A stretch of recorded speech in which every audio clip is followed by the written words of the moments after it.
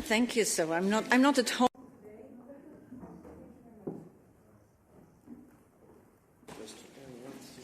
Yeah.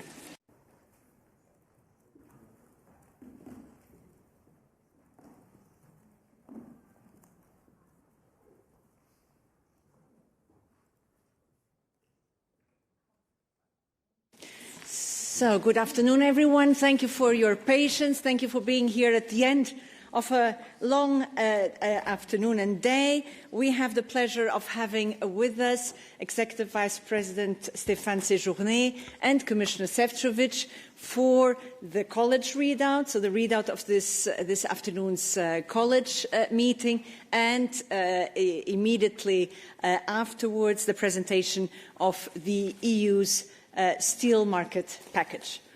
Executive Vice President, le mot à vous. Merci. Merci beaucoup. Thank you very much. And again, apologies for the delay, but we were available to the Parliament to talk about the Commission's work programme, and we were very serious about being available to the Parliament for that exchange. Let me begin by the report on the Commission's College meeting of the 7th of October. We've adopted 2 texts on the steel market in Europe and a proposal for a regulation to fight against the unfair effects of trade impacts of the global steel overcapacity, and a proposal to allow negotiations aimed at changing concessions accorded by the EU in the WTO for imports on certain steel products. In a moment, we'll come back to look at those texts in more detail, and I'll be happy to answer any questions that you have to me or Mr. Šefčovič, who will talk about the safeguard clause. We also talked about 2 AI communications, the strategy to apply to AI and AI in science. VP Virkkunen will present the text tomorrow at 10:30 in this very room. We also talked about a strategy on equal treatment for LGBTQ plus people for 26 to 30. And Commissioner Beam will talk to you about that tomorrow at 10 here. Other political issues, we agreed on the joint DG for the internal market, industry, entrepreneurship and SMEs, so DG Grow, which is part of my portfolio. He'll be responsible for European industry and decarbonisation.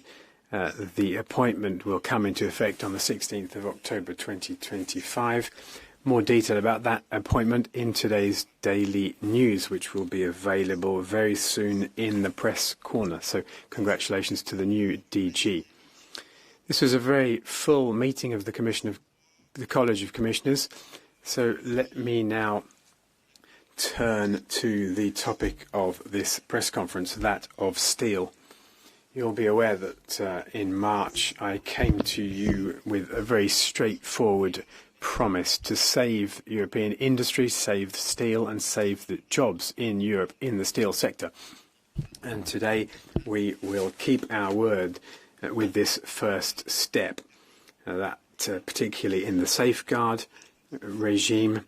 We had global overcapacity, we have unfair competition, state aid, undercutting in prices, and we are reacting to that. In 2024, 18,000 jobs were lost in the steel sector. That's too many, and we have to put a stop to that. The numbers are important because there are 2.5 million indirect jobs linked to the steel industry. Over the last few weeks, we have come up with a trade reaction to the situation. We'll present it to you today. It was arrived at together with the unions, with the industry itself, and with all of the sectors that use steel in their manufacturing processes. So we're going to change our trade doctrine to protect the EU steel market, but we'll be doing that in line with our values and in respecting international law. And Maroš will come back to that in a moment. We've also done this in dialogue with our international trade partners. Specifically, we'll introduce the safeguard clause, the most comprehensive one for steel thus far. The measures that Maroš will present will lead to a cut in imports and a cut in overcapacity on the EU market.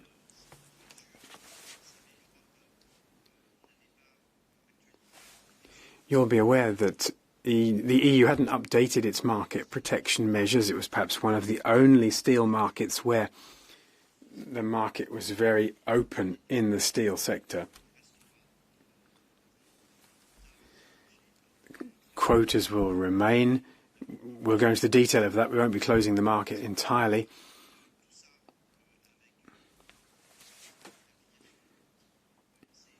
And it will be within WTA rules and will be done together with steel manufacturers and what the sector has been calling for a number of years already. Let me conclude by saying that this a halt to external threats will go hand in hand with the competitiveness agenda. As things stand, the sector needs that competitiveness agenda, the CBAM reform, a low-carbon label for steel, a reform of public procurement. We want a European preference, particularly for steel in construction, and then demand support measures. Some measures can boost demand for steel, for example, in the car manufacturing sector, by greening business car pools, for example. And those measures will be announced in the near future. Now, the PPAs, the long-term energy contracts, is also an area where we have a proposal that will bring down the cost of energy. Competitiveness of the sector is very much linked to the price of energy, of course, and we will continue to act to bring down that price and increase competitiveness. We'll be working together with industry and the unions and the local areas. Over the next few weeks, we will continue looking to make industry more competitiveness, for example, with our industry accelerator.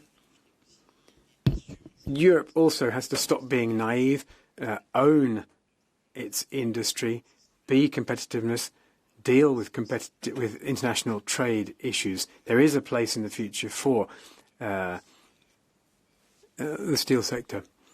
Now, let me just say something to the Parliament and to the Council, because this is a legislative proposal. In order to move ahead quickly, the President of the Commission has put pressure on us to move forward quickly, quite rightly. Of course, the co-legislators bear some of the responsibility for moving ahead quickly. This legislative proposal will require approval from the Parliament and the Council, so my message is a clear one. Let's go ahead quickly adopting this text.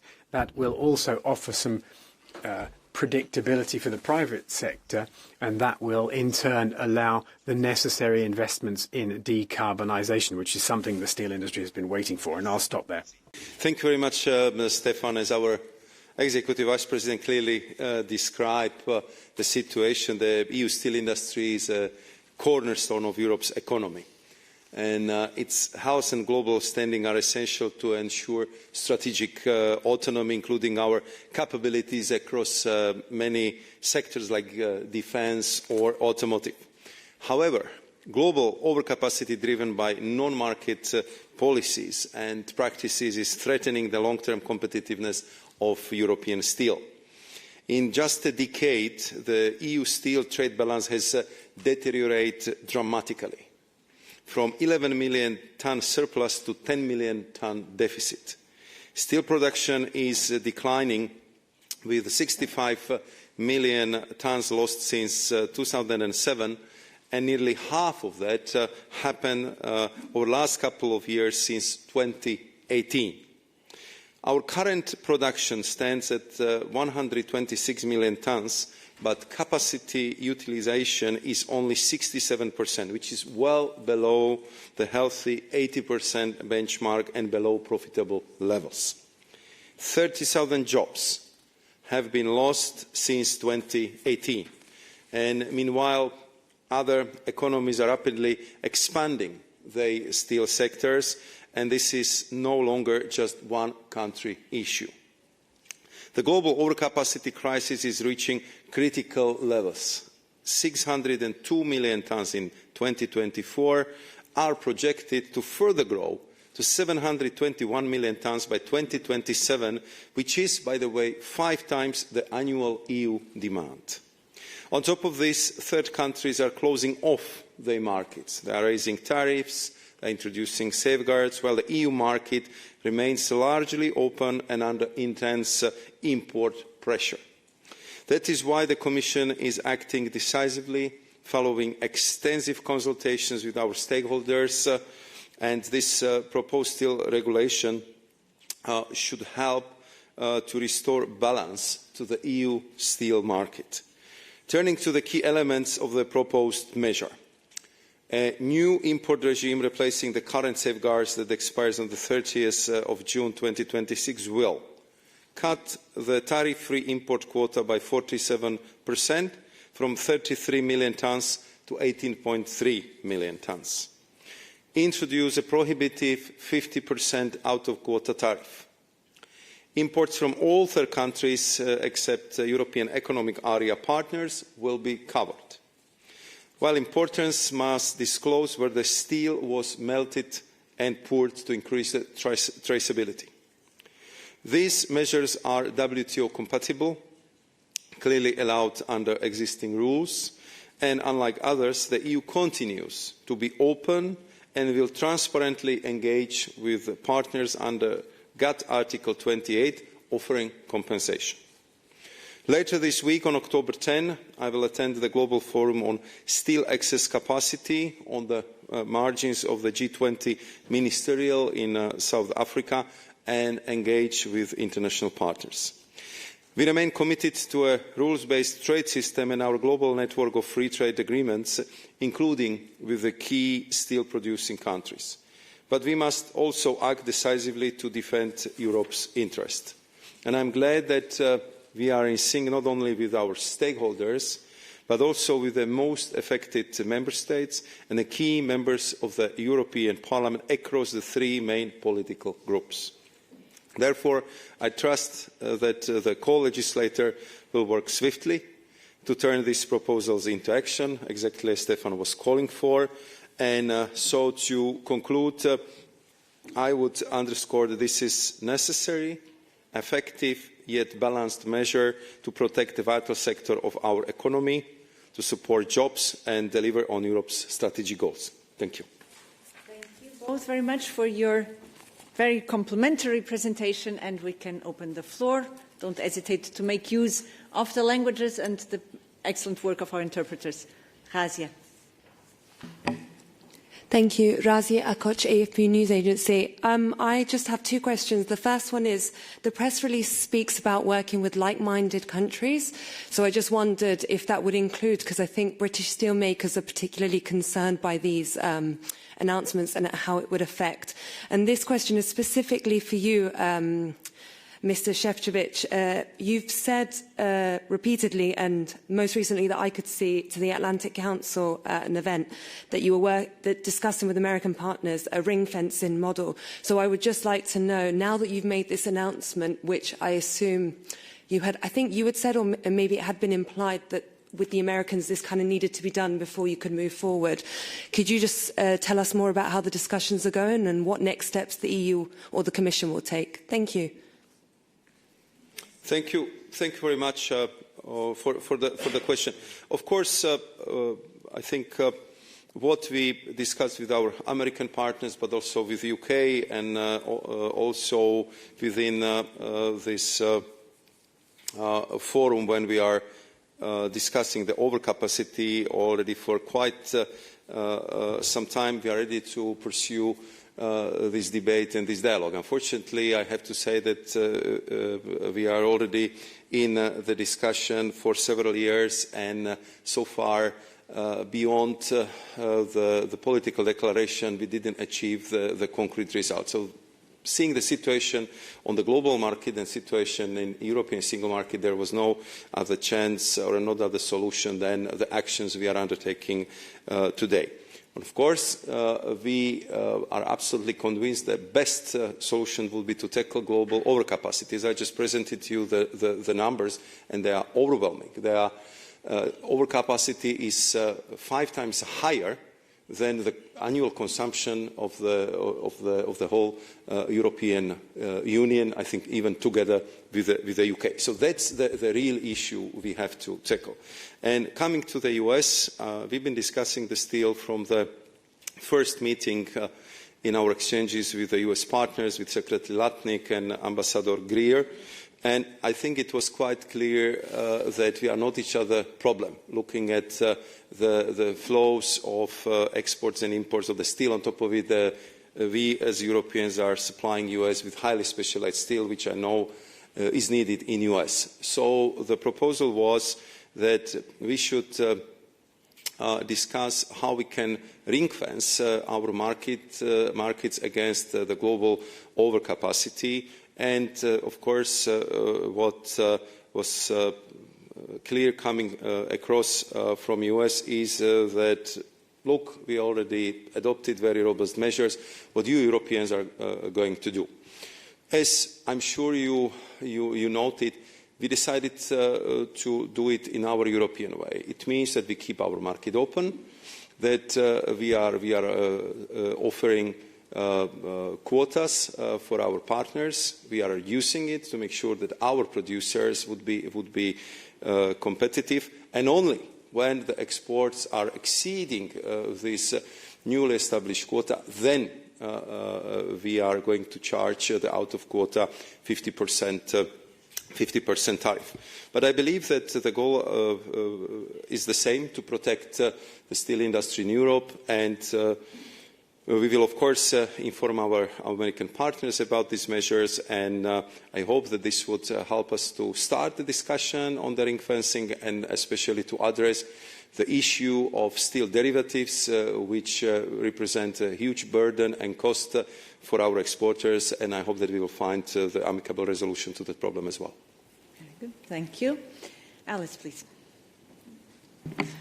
Thank you. Hi, Alice Hancock, Financial Times. It's another trade-related one. Just to follow up on Razia's question about the UK, I wondered what your response was to concerns from the UK steel industry that the quotas will cause a crisis for them. And the point... But I didn't hear you well. A little fast.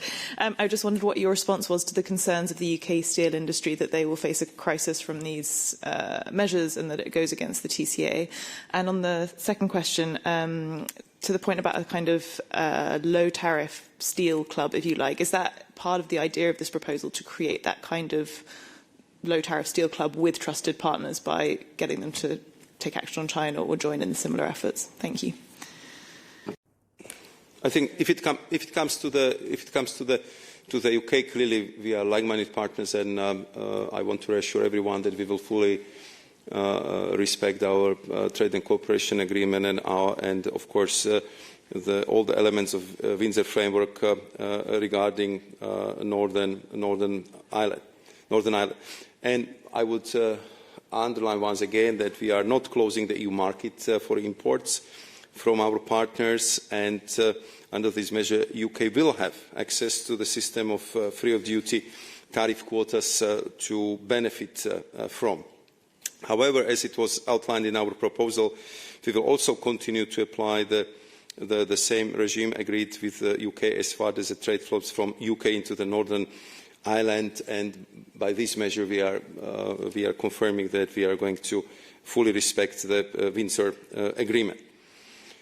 What I was referring to a little bit earlier, we are already closely cooperating in the framework of this global forum on steel excess capacity, and we will of course engage bilaterally with our UK partners on this issue, but to have a measure fully compatible with the WTO rules, we have to proceed through erga omnes application of these measures, and UK is 8th largest exporter of the steel to the European Union. What will happen right now is that at first we need approval of this measure by the European Parliament, by the Member States, and after that we immediately start the GATT Article 28 negotiations with our partners, including UK, and we will negotiate these quotas in a good phase, as the two very close partners are EU and the UK. Very good. Yes, please. Emmanuel Beretta from Le Point. Do you know exactly why the Americans are not interested till now by our proposal to set up a steel alliance against the Chinese overcapacities? I think that it's a very good question, because it's quite clear that we are not each other problem, as I highlighted a few minutes ago. We export to US, I think the last figure I recall is something like 4 million tons of steel and 1 million tons of derivatives. So it's a 5 million from our side to the US, on top of it, a very highly specialized steel needed for aerospace and armament industry. And from US to the EU, the volumes are even smaller.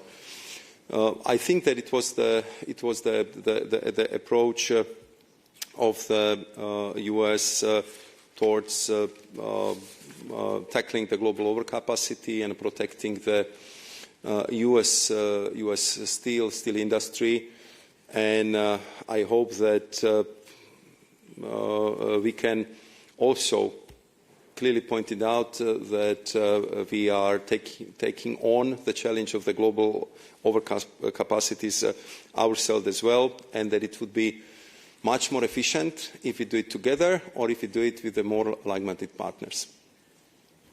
Very good. Yeah, Matthias. Thank you. My name is Matthijs Schiffers, head Financiële Dagblad. Some, or even many, had expected that you would base this proposal on national security concerns, I think, as justification for it. But you've chosen to do it with the WTO route. Can you elaborate a little bit on the reasons why you've chosen this route? Thank you.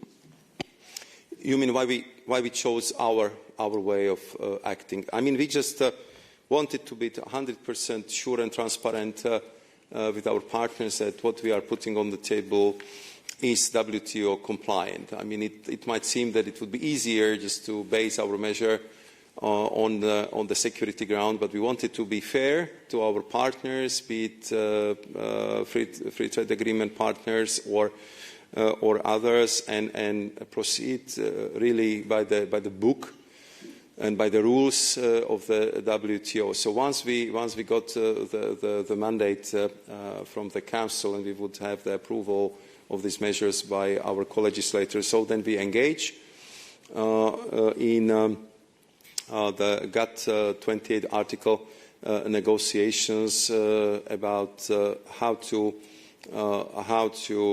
divide this quota, what would be the tons allocated for our partners, or what would be the eventual discussions on possible compensation. So we want really to show that we are committed to multilateral trade system, to the rules of WTO, and therefore we decided to go in this very transparent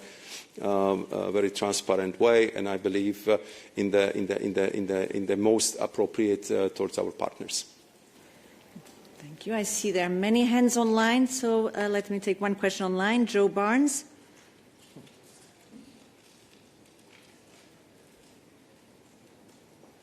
Oh, hello, and I've got a funny background. Sorry about that, as my face is disappearing. Joe Barnes from the Daily Telegraph.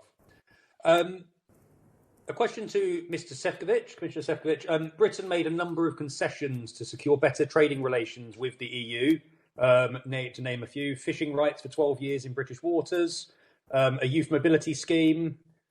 Will those concessions count towards your talks over steel tariff quotas? And then sorry, can you not hear me? Not very well. Is this better? I'm holding you closer. Now it's better. Okay, sorry, gentlemen and Paula. During the reset talks with Britain made a number of concessions: 12 years on fishing rights for EU vessels and youth mobility, Erasmus+. Will those concessions help Britain in talks over steel? Do they count to anything? And then to both of you, the Commission criticised Donald Trump for putting tariffs on steel and almost closing the market, and you've replicated essentially what he's done. Do you feel that your move is hypocritical? Thank you.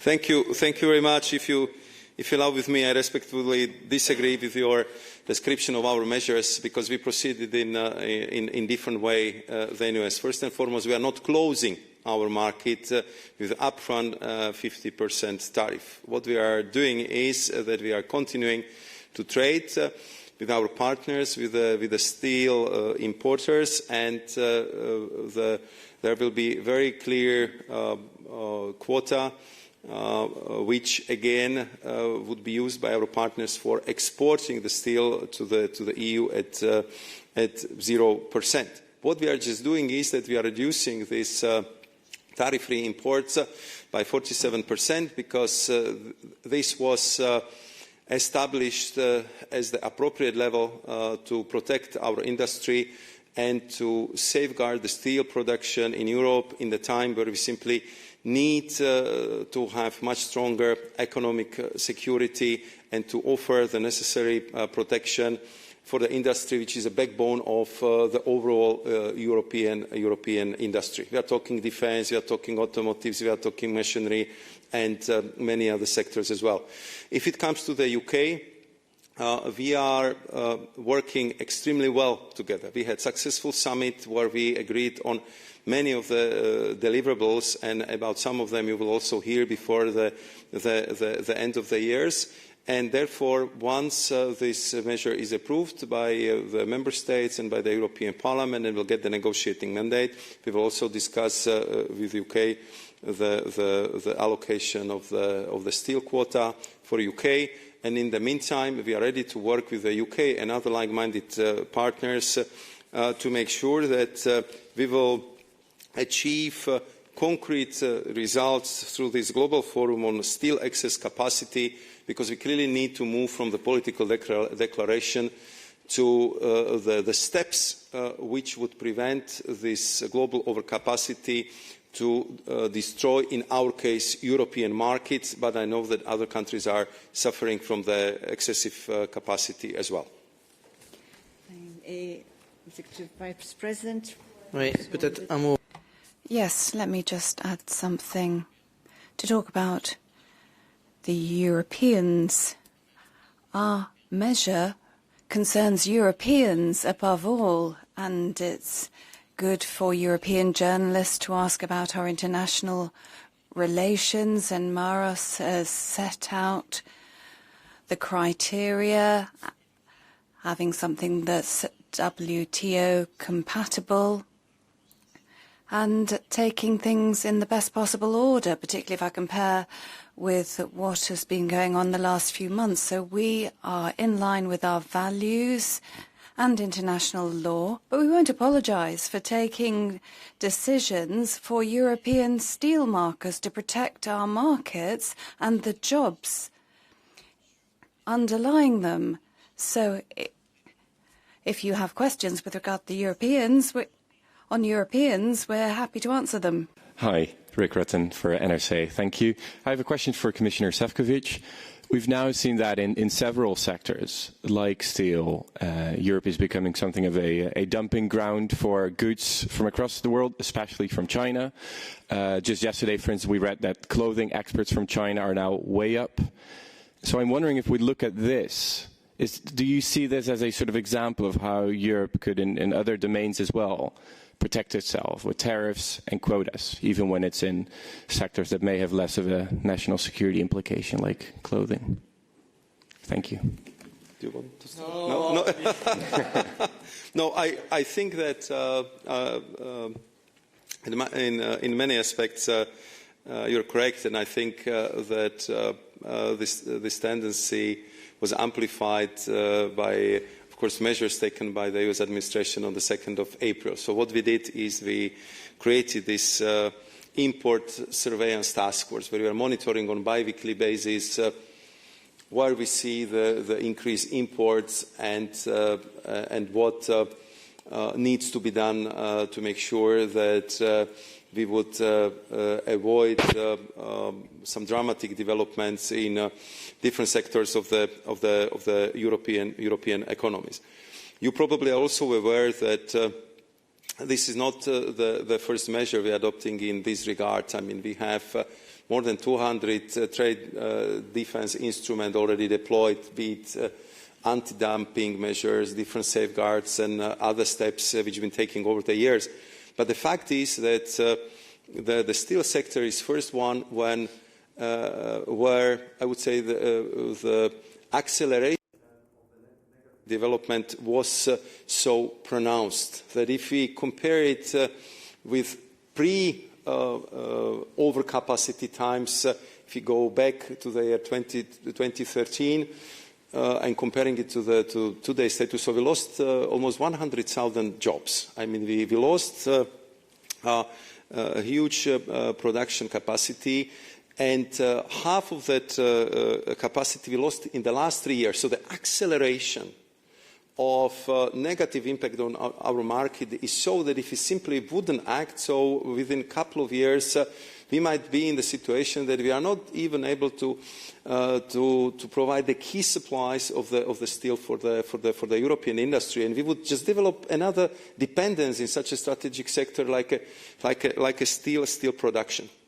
So this is clearly the measure which we very carefully considered, and this was the only way forward, and therefore I'm glad that we got full support in the college. And we are also reacting to the fact that we had more than 100 members of European Parliament calling upon us to act. 7 committee chairs are part of that group. 11 member states have been calling for this measure. So I think that we are really responding responsibly to Europeans, to the challenges our steel sector is facing, and at the same time we are doing our utmost to be good partner, fair trader, and respecting the WTO rules. We are of course looking at other sectors, and I know that Stéphane is looking very, very closely what are the other sectors most impacted by the trade volatility, and I think that he would elaborate on this, that if the need be, we would be acting also in other sectors. But I want to reassure everyone, we are not taking this decision lightly. We are for free and fair trade, we are for balanced relationship, but if our economy is affected by the global overcapacity, which is very often funded by the illegal subsidies or not transparent trade flows, then we have to act, we have to protect the European market. But Stéphane, you are working on this a lot. Maybe you can elaborate a little bit as well. Well, I'll come back to this afterwards, but there are various sectors facing the same difficulties, the chemical sector and all the sectors where we've had an action plan where our respective departments and the European Commission have worked, and the issue of overcapacity has come up, and market conditions in Europe and conditions for access to the European market for various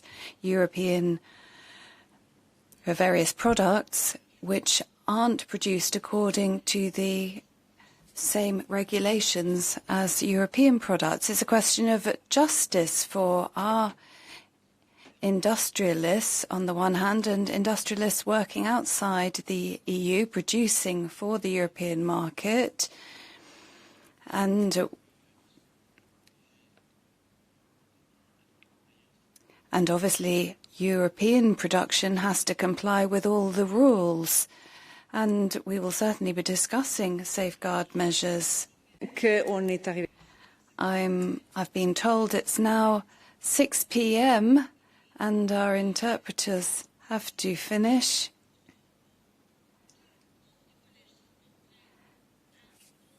But if our two members of the College of Commissioners are prepared to continue... Question, mais avec la bonne volonté... If the Executive Vice President and the Commissioner are prepared to continue, we could take questions in French or English and get by. Any further questions? Hi, Lauren Heremans, Dutch News Agency. Thank you so much. Commissioner Šefčovič, you said multiple times that you're open to negotiate with like-minded partners such as the UK. But I was wondering, does this mean that different quotas for different steel trading partners could be negotiated as long as the total is still a deficit of 47%? Could the 13.8 million ton imported steel solely be British or American or Korean? Or do all steel trading partners get an import quota of that is 47% lower based on the total of 2024? Thank you. Thank you very much for your question, because I think what we need right now is to set the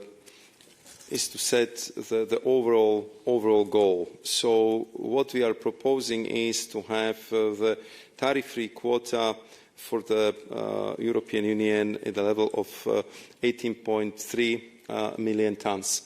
And after that, once this is approved by the co-legislator, then we will be entering into the negotiations with our partners. And of course, currently we see that it will be probably more than 20 partners with whom we have to negotiate.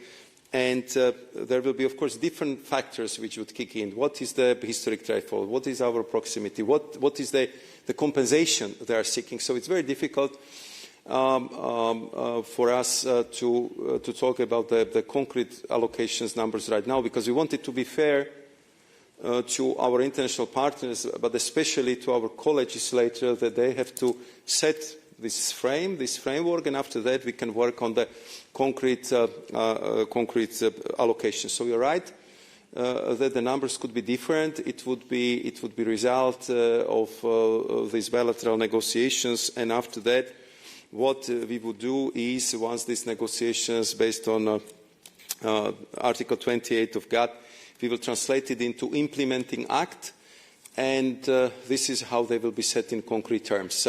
What I think is also very important for you to know, that we also want to learn from the past.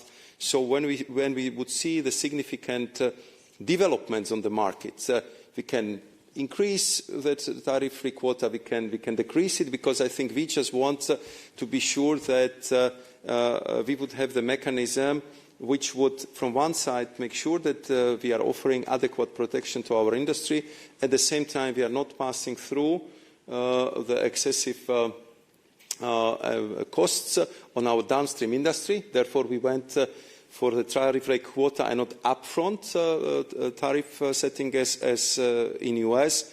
And for your information, when we've been calculating what it means for the downstream industry, so if this is implemented as we propose, so cost of one car could increase by approximately 50 euros, and cost of the fridge of dishwasher, if you're talking about steel derivatives, it's around €1. So I think that from this perspective, we made very careful choice not to kind of bring additional cost burden on our downstream industry. So it would be, of course, a more demanding process for us, but we want it to be transparent and fair to our partners and offer them the possibility to discuss the concrete allocations.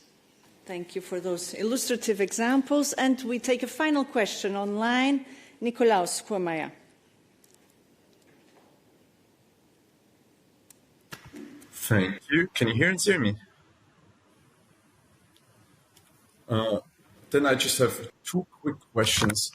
EVP Séjourné, I was just wondering whether it's common practice also going forward that we post about the college readout before the college readout takes place here in the press room. And secondly, regarding the reaction from China, the China Chamber of Commerce in the EU has already called it a protectionist signal. Is this sort of the new era of mercantilism, Commissioner Šefčovič? Nikolaos, you had the right to one question, so I suppose you'll prefer an answer to the second. So, please.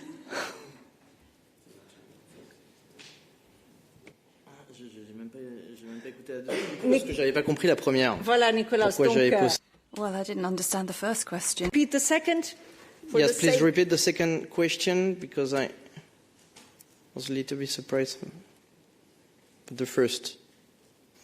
The first question. No, the first, I understand the first, so the second, please.